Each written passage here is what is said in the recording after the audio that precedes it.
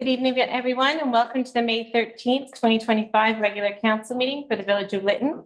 I'd like to take a moment to remind everyone to please turn off your videos, mute your microphones, and allow council to begin the proceedings. Just to let you know, we're all being recorded and broadcasted on the Village of Lytton YouTube channel. If anyone was looking for a video recording of this meeting or a past meeting, you can go to the Village YouTube channel and watch it there. Thank you, Your Worship. You may call the meeting to order. Thank you. I call this meeting to order at 7 p.m. I want to begin by recognizing that we're meeting here in the Village of Lytton on the unceded traditional ancestral territory of the Entlecaten people. Item number 3 is adoption of the agenda, but I would like to just announce that we are removing item number 6.1 from the agenda this evening. And so can I please have a motion to adopt the agenda as amended? Also move. Thank you, Councillor McCann. Seconder. Thank you, Councillor Toss. All those in favor? Carried. We'll move right on to item number 4, adoption of minutes. And we have the minutes of the regular council meeting of April 22nd. Motion to adopt those minutes. I'll make the motion. Thank you. And a seconder. Thank you, Councillor Toss. Were there any errors or omissions? Those in favor? Carried. On to item 4.2, which is the minutes of the special council meeting that was held on May the 8th.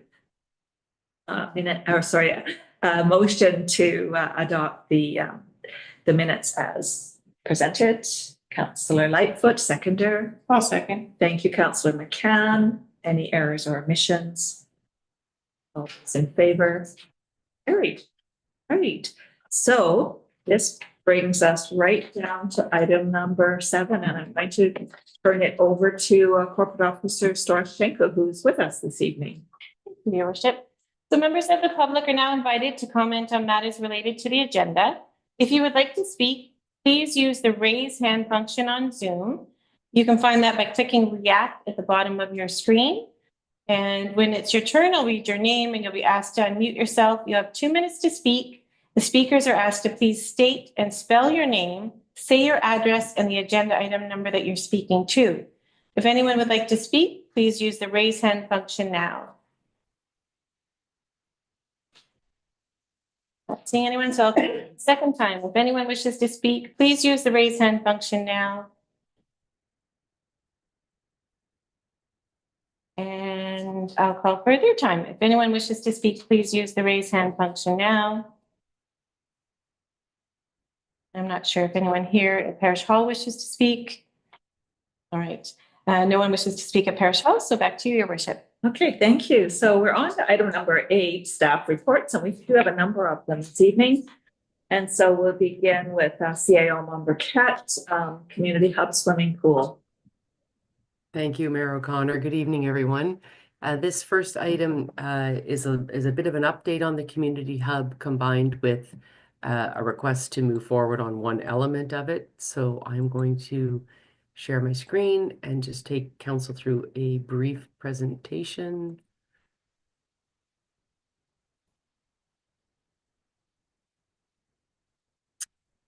So the community hub. So we've been talking about this for a while now, and in February of 2025, council approved the community hub project, and kind of signaled that we're going to move ahead with this project that we'd been working on.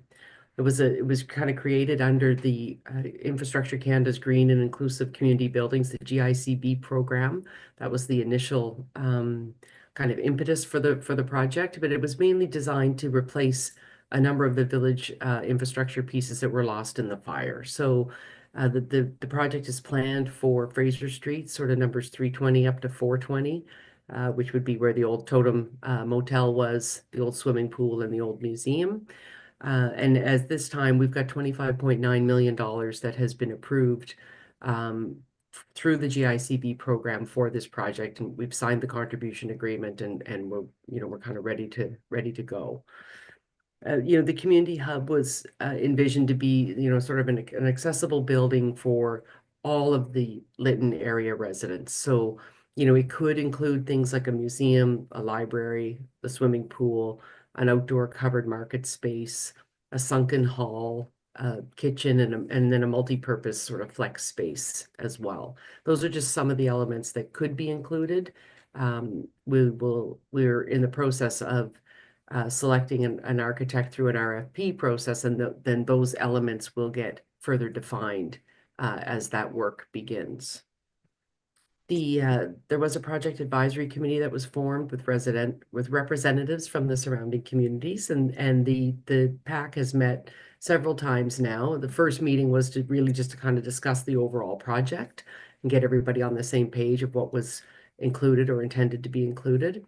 There's also been some very focused discussions on the pool and what types of things might be included there, and the cultural advisor role. So we have posted a position for a cultural advisor that has closed now, and we're in the process of evaluating the candidates for that. This role is intended to provide advice to the project advisory committee on ways to kind of bring in the needs and desires of the surrounding communities into the local project, just to make sure that everybody is represented and everybody feels welcome there.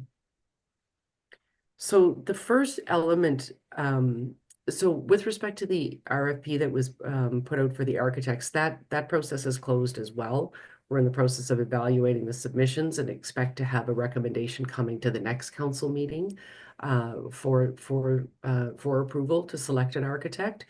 That RFP included the kind of what was envisioned as the community building, the market space, and all of our area sort of surrounding the pool, but not the actual pool itself, because the actual pool itself is quite a standard item that is, through the advice of our construction advisor, we feel it's sort of better executed as a design build program. So we would hire really a pool construction company that also designs the actual pool itself.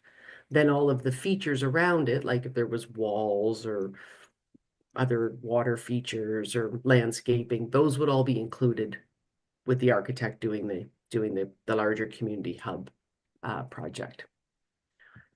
So just to remind everybody, with a concept plan that we have been talking about, and as we've discussed before, this concept plan was developed for the application to receive the funding for the GICB program. So what has kind of moved into the contribution agreement are the elements of the concept plan, but not necessarily the layout or the order or anything like that. And so through discussions with an archaeologist and our construction advisor, it seems to make sense that the pool in this concept plan was included where the old museum was.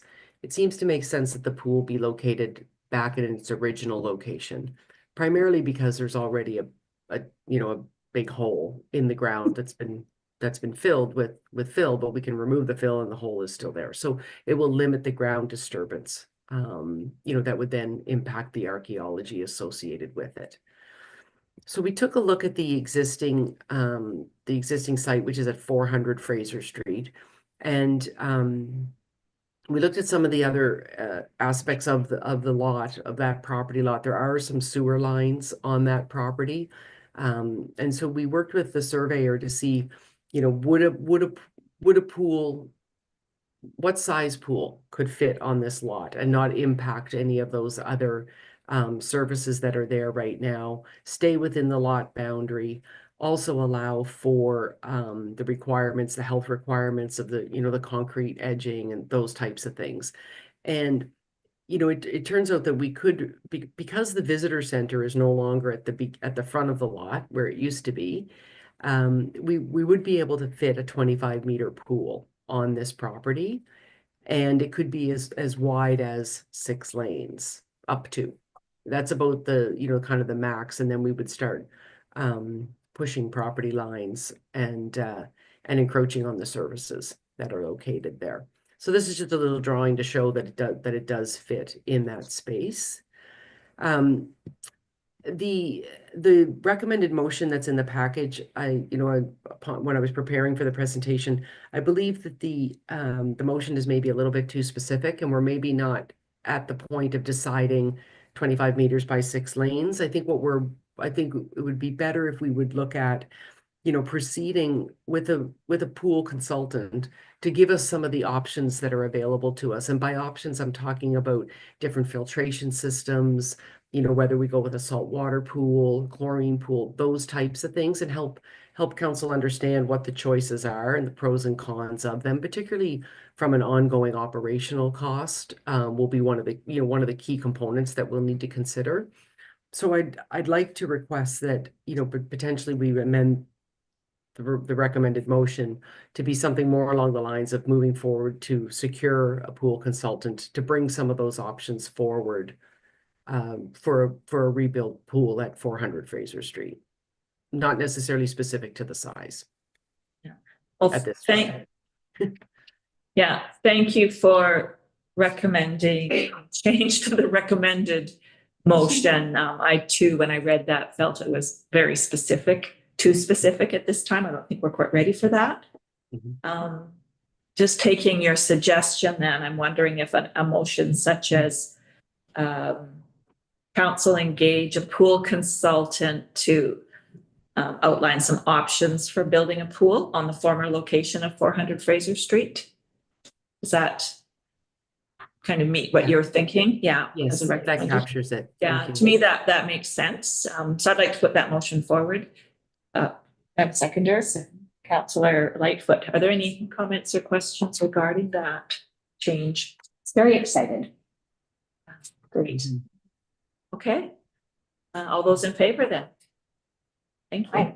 Thank you. And thank you for the updated report on the hub in general. And I did wanted to mention one other thing with relations to the update. We are in the process of preparing a communication piece that will include the updated community hub information for distribution throughout the community. So it'll be like a 2-pager, and we'll update that and issue it on a periodic basis as progress happens, just to make sure that people who maybe aren't on Facebook and don't see the updates there will have an opportunity to know what's happening with the community hub project, how they can get involved, how they can engage or pass their ideas forward.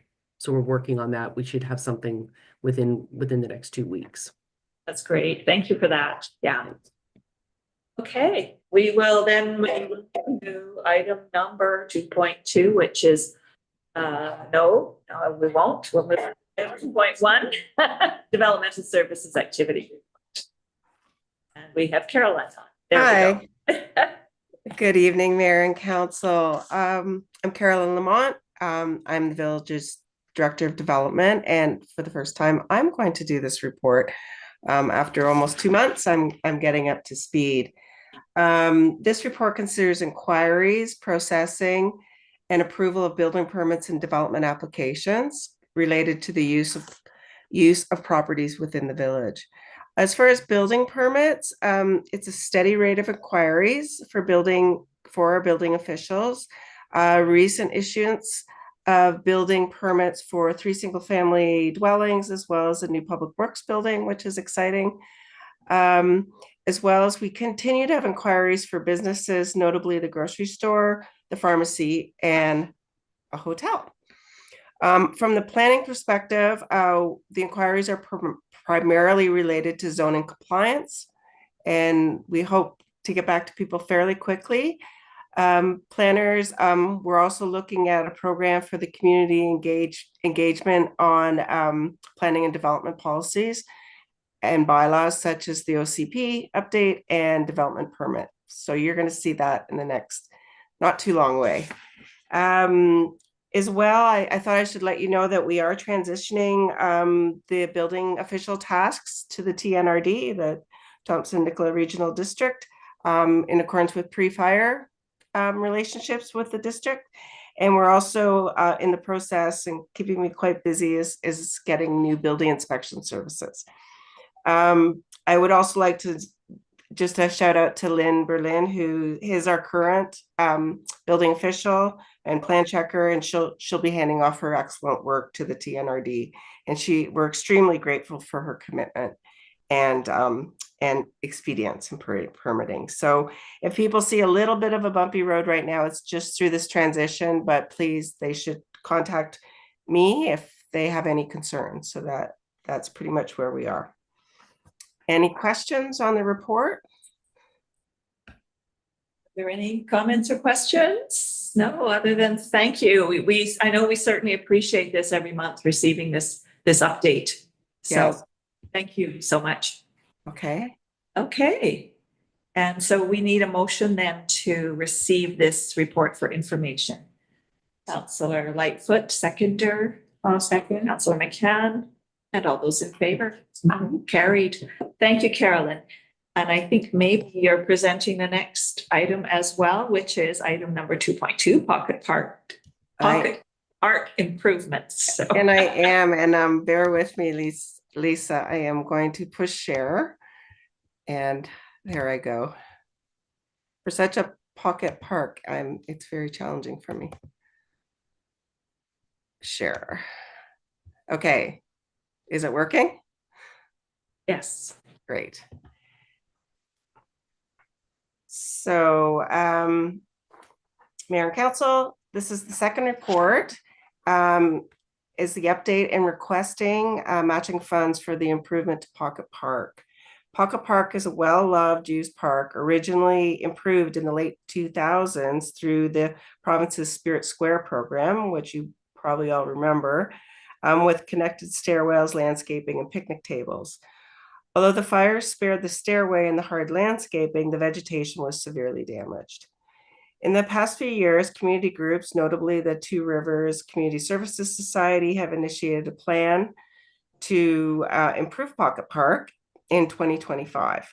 To ensure the timing and delivery of the structure in late spring of this year, the improvements have been staged over 2 phases.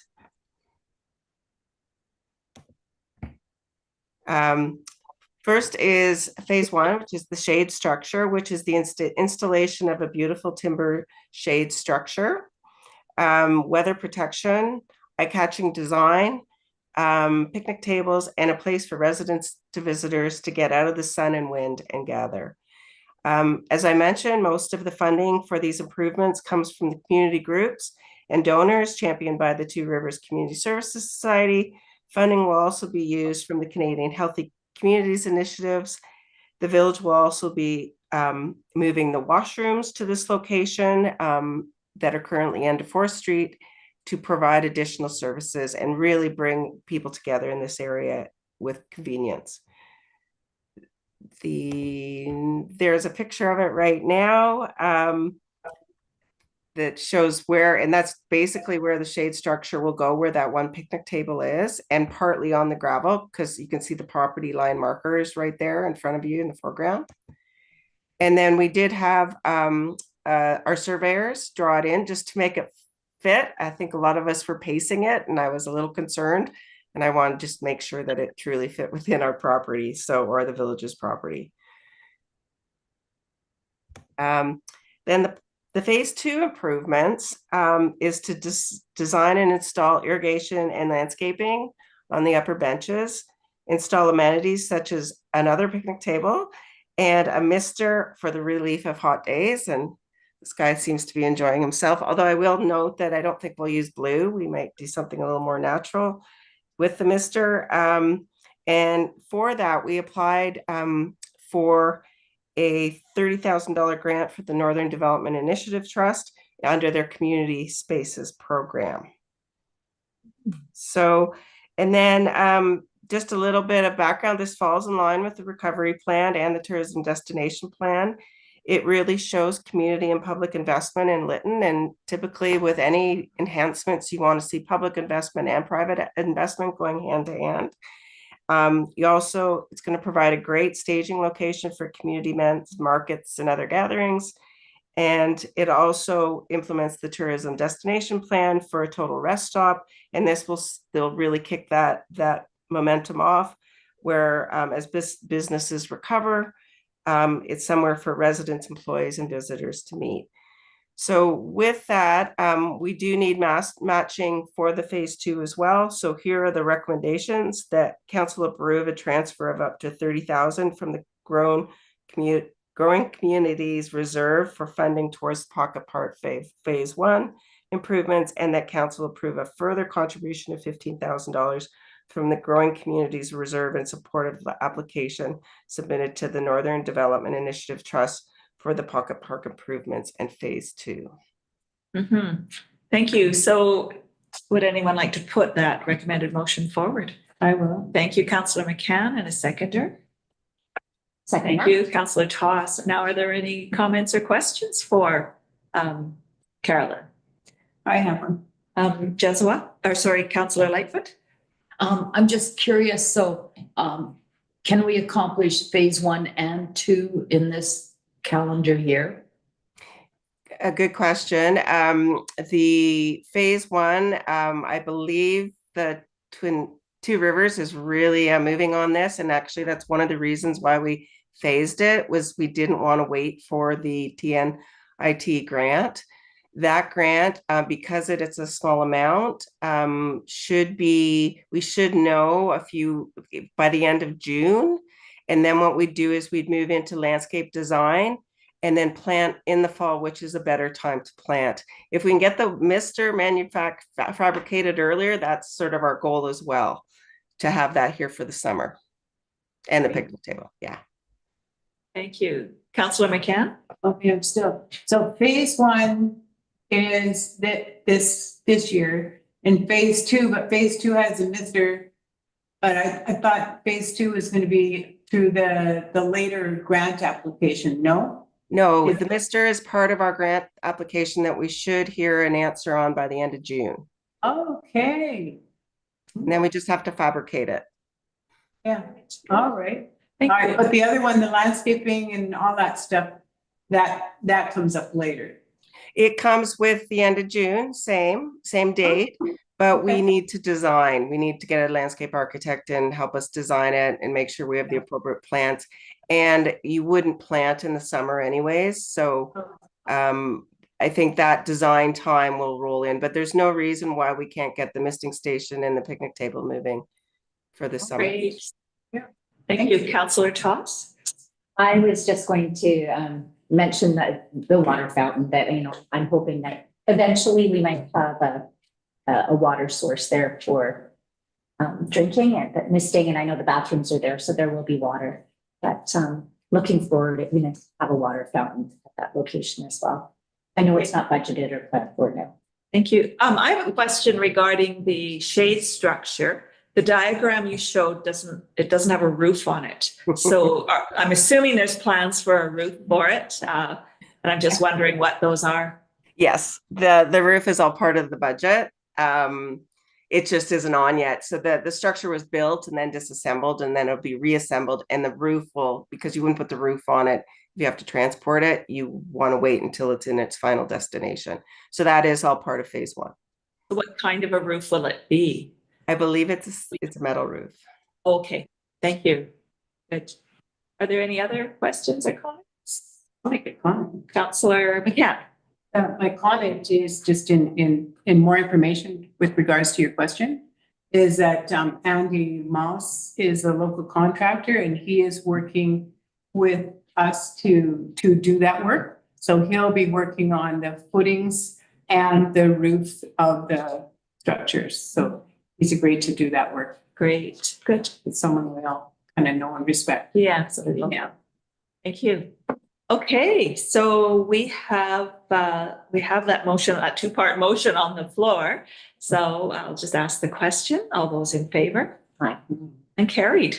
Great work, Carolyn. Thank you for working with the community group on that. Okay, we move on to Public Works, and I believe Ciego Momber Cat will be speaking to this one.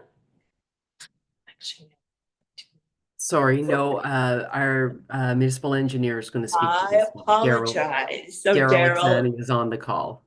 Alexani is on. There he is. So we have item 3.1, which is the village sewer replacement projects. Yes, hello. Thank you, and good evening, Mayor, Council, staff, and guests.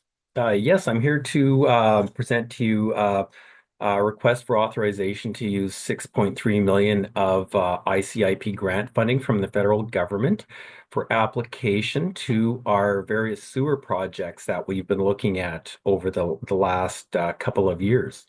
Lisa, could you please bring up the first map figure, please?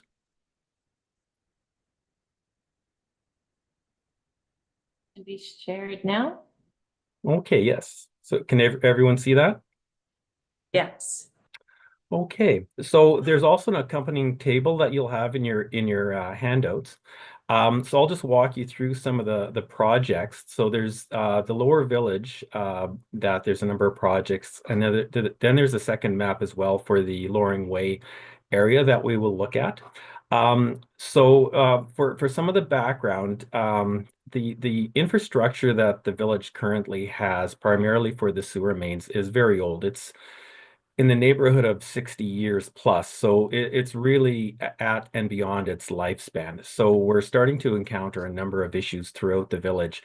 And the main issues and the worst of them are in the south and the west side of the village. So if you'll note the identification boxes for project 1, 2, 8, 9, and 10, those would generally be considered our worst areas. So the issues we're encountering there's a number of areas with root intrusion. There's a number of areas where the grades are really below a design level capacity. So it's really inhibiting the level of capacity. So when we get to our build out again, we're going to have challenges with the sewer and the capacity of the system.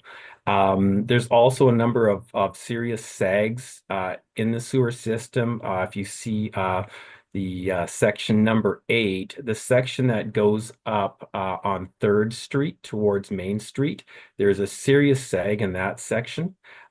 We've last year we did an emergency repair on that section towards 1st Street because there was a blockage, so we actually couldn't even use the sewer. Currently, we have project identified by number 1. That project was designed in 2024, and it's been tendered via RFP. And we currently have a contractor that's going to be starting that work very soon, perhaps within about a week. They've just got to order materials and they'll be mobilizing to site. But we do have a partial collapse in the first section of that line, so it's going to be very important to get that done. The next sections, typically for importance, I would be considering the sections that basically branch out from the sewage treatment plant because they're called trunk sewers. And those trunk sewers are really transmitting the collection of the whole village sewage system. So typically we have 2 main branch lines or trunks. That one identified by number 2, that goes up Main Street towards the Loring Way system. And we also have number 9, which goes through West Lane, and then it goes back to Fraser Street, and then it ties back in on the north on Main Street and goes up towards IR 18. So those projects are really, really necessary. And the other projects, and when you get to the east side of Main Street, the sewers generally, as we climb the hill, are in a little bit better shape.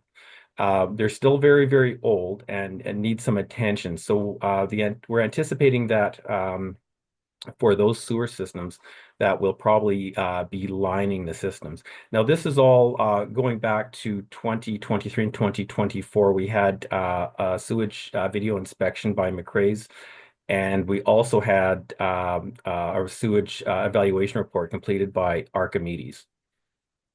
Lisa, would you be able to just move to the second figure for, yes. Thank you. So this section now, there's a number of repairs and also some additional capacity requirements required in the Loring Way area. If you see there's a line number 13 identified in red. That is anticipation of servicing the new fire hall area development site. as well as there's an existing line, number 12, that is in need of state of repair, that needs some work done to it. So we're anticipating replacing that section by the graveyard. There is also a section 14 that we currently have some right-of-way issues, and we have to look at what we're going to do with that in terms of accessing that. And item number 15 is a relining of the sewer line there. So these projects in total, we're anticipating a total cost of about 6.3 million. There's also archaeology in the amount of 1.5 million that's been funded by the province. Once approval has been received by council, we'll be submitting them to the provincial program manager, who will then review the grants and then verify that they meet the criteria. We will also be having ongoing consultation with LFN throughout the process, just to make sure that if there's any issues, they'll be identified and will be resolved through the course of the work. Any questions? Thank you. Are there any questions for Daryl regarding this report? Councillor Toss. Yes, thank you so much. I have a few questions and comments. Well, I'm wondering, I was looking at some of the sewer treatment plant photos, and I don't think I've ever fully understood or been down there. And I'm wondering if maybe at some point we could get a tour of the sewer treatment plant. And at least for me personally, I don't have a really good understanding of how it functions. And I see that in 2037, there was some talk about like working on the odor control for the lagoon. And I did have a community member mention that they were smelling some odors from the lagoon. And I'm wondering, is there something more immediate that we could do for that? Or how does that work? Maybe I don't understand fully. Right, some good points. We are actually, as part of the funding, also going to be looking at some upgrades for the sewage treatment plant. There's a number of fairly urgent items that we have to attend to. One of them is our SCADA system, our communication system, that basically the work staff can identify issues in a timely manner by just logging into a computer. So right now, the sewage treatment plant is about 25 years old. So the technology around the electrical system is very, very old. So it needs to be upgraded so that the operational staff can adequately monitor and maintain it.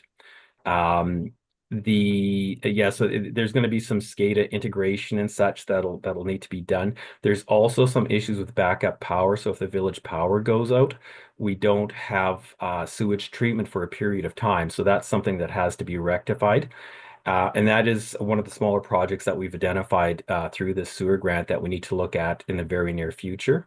We're also going to be looking at a feasibility study to look at various improvement options for treatment, odor control, etc. Future capacity to extend capacity to over a reasonable life, save about 40 years, to ensure that we're not just building this for the next 5 years. It's going to be something that'll be good for the village for a long, long time.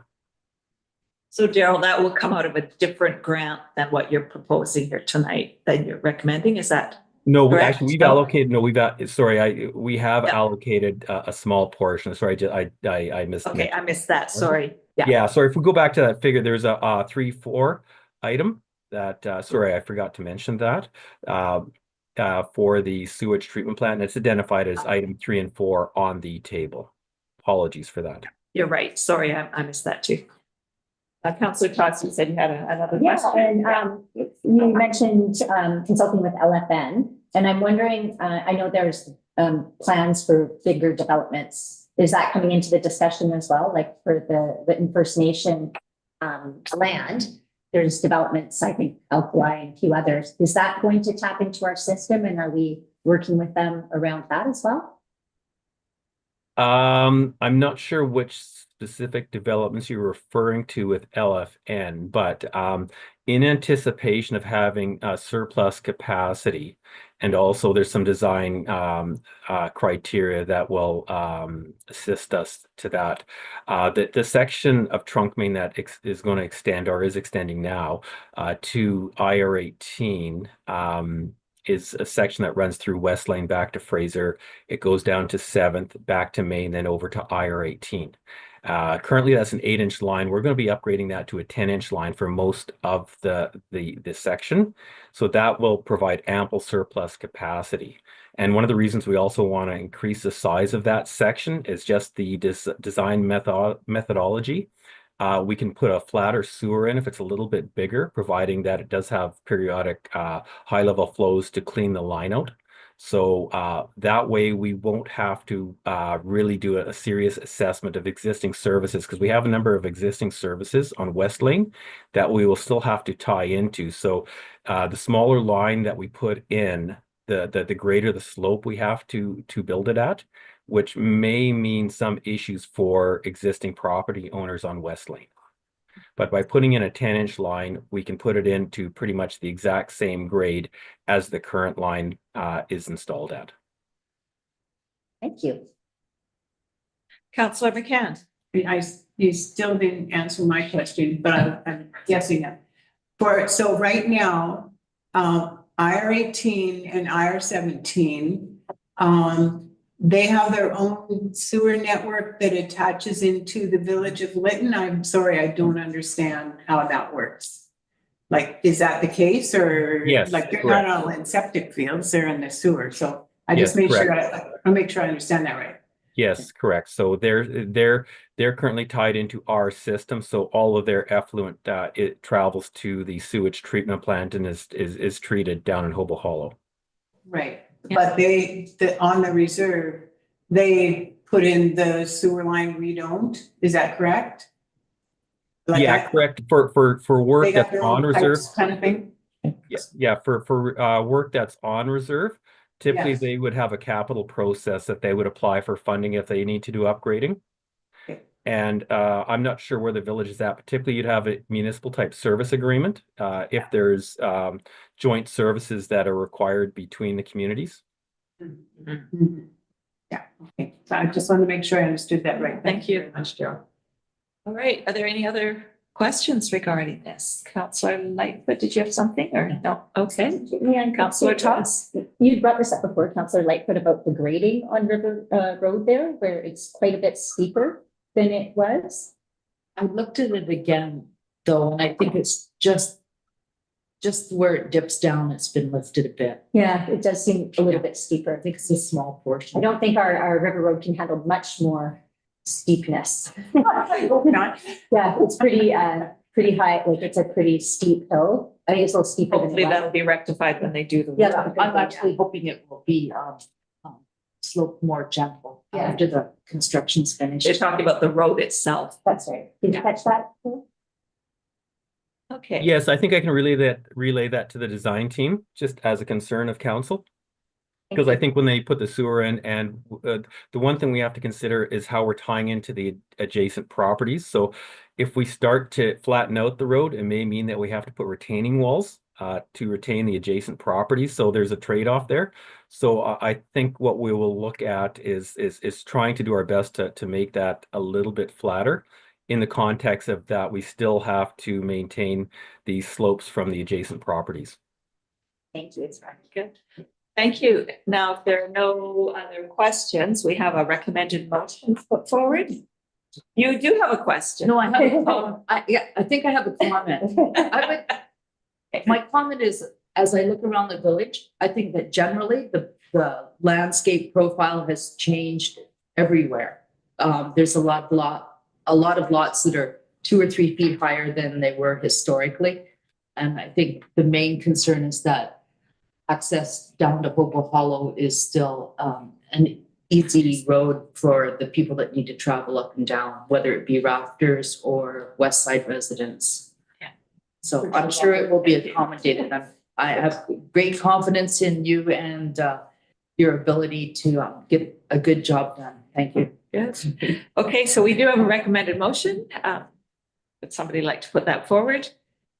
Sure. Councillor McCann and a seconder. I'll second. Thank you, Councillor Michelle. If there are no other questions or comments, all those in favor? Thank you, carried. So there you go. We'll be starting to see those projects on the go. All right, we move on to item number 9, which is bylaws. And we have a zoning amendment bylaw that we're looking for adoption this evening. And it's regarding 320 Main Street. And can I have somebody put that forward? So Councillor Lightfoot and a seconder. I'll second. Thank you, Councillor McCann. Now, were there any further comments or questions regarding this? No? Was in favor? Aye. Carried. Correspondence, we only have one piece, and it is a letter from Susan Brown, who's the president of Interior Health, announcing her retirement. So we need a motion, please, to receive this for information. So move toss. Thank you. And a seconder? I'll second. Thank you, Councillor Michelle. And all those in favor?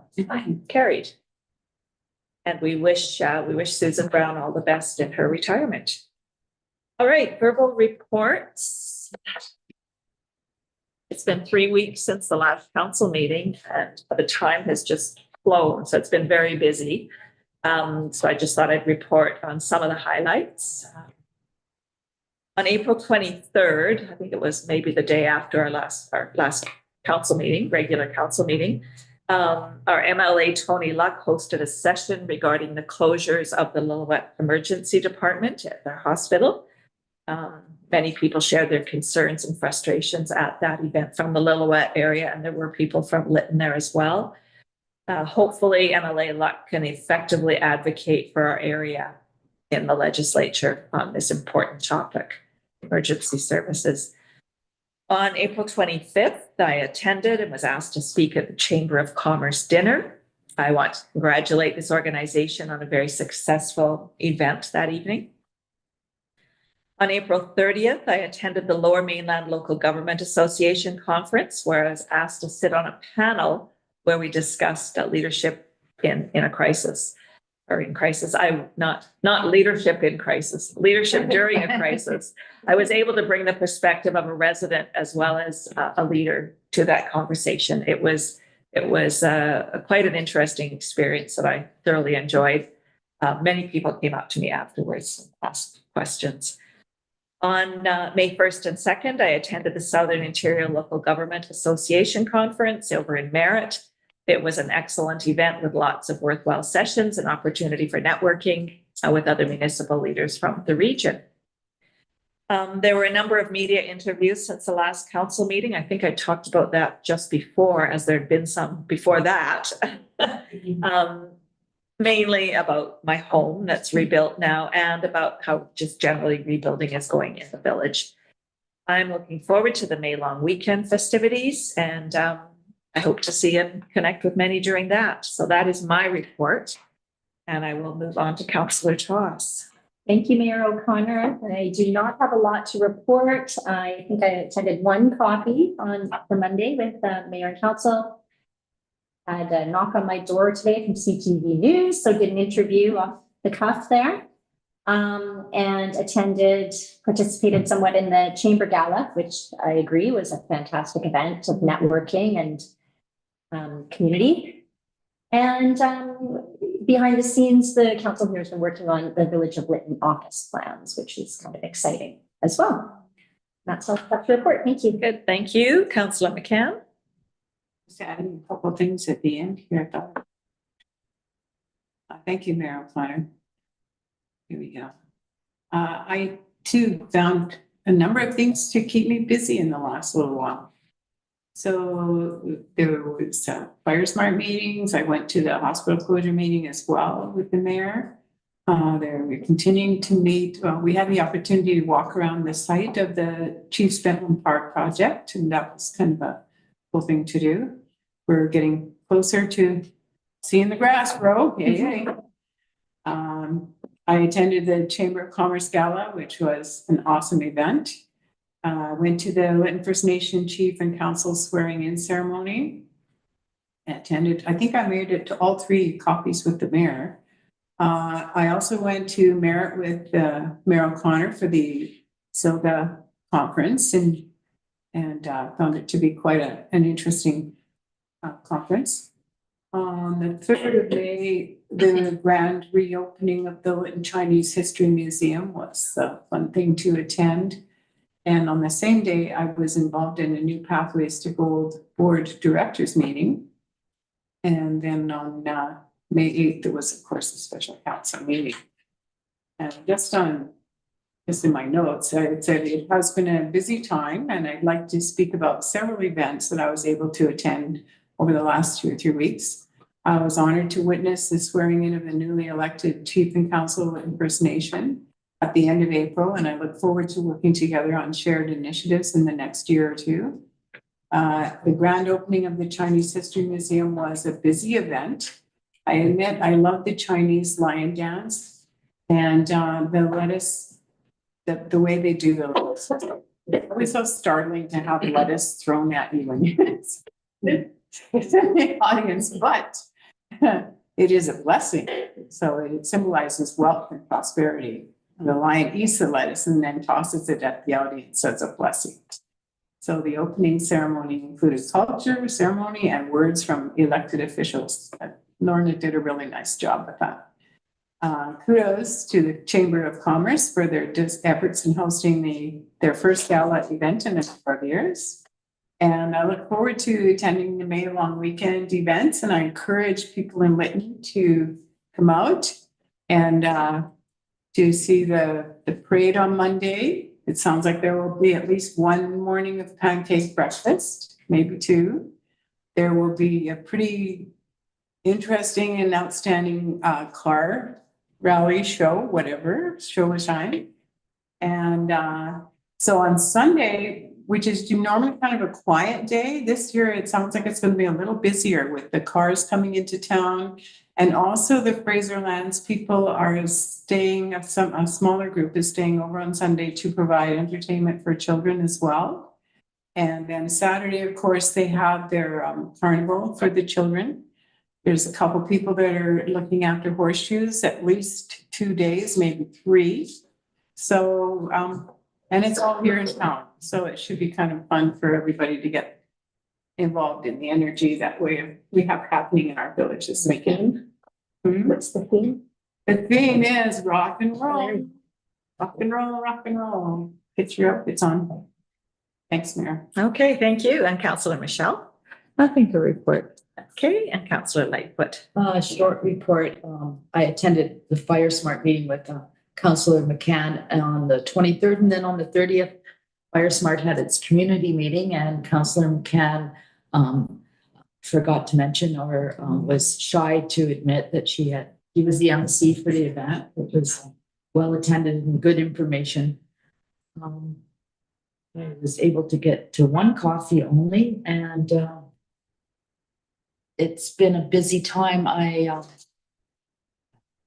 We have Councillor McCann and I are both on Fire Smart. We have another meeting this week, but I just heard on the news today that Kamloops Fire District is class 3. It's called banning fires starts on May the 16th. So that'd be this Friday. Okay, Full of fire bans. thank you. And I have to apologize because I forgot to mention that I did attend the opening of the Chinese History Museum, which was quite the event. And congratulations goes to Lorna Fanders for that. I just wanted to comment that speaking with the Minister of Tourism, who was there at the event, he kept calling me Your Honor. And I had to correct him and say, thank you, but it was an incredible event. Okay, so that brings us to the end of reports. And we will be moving into closed meeting. And so we need a motion to do so. Councillor Lightfoot and a seconder. Toss, all those in favor? Carried. So that now brings us to the end of the regular open meeting. So I'll turn it back over to Corporate Officer Storchenko Thank you, Mayor O'Connor. So that concludes the public portion of the regular council meeting of May 13th, 2025. We ask that the public and staff please remove yourself from the meeting as we go into close. Thank you for attending. Have a wonderful night. And I invite council to take a short recess while I set the meeting to close.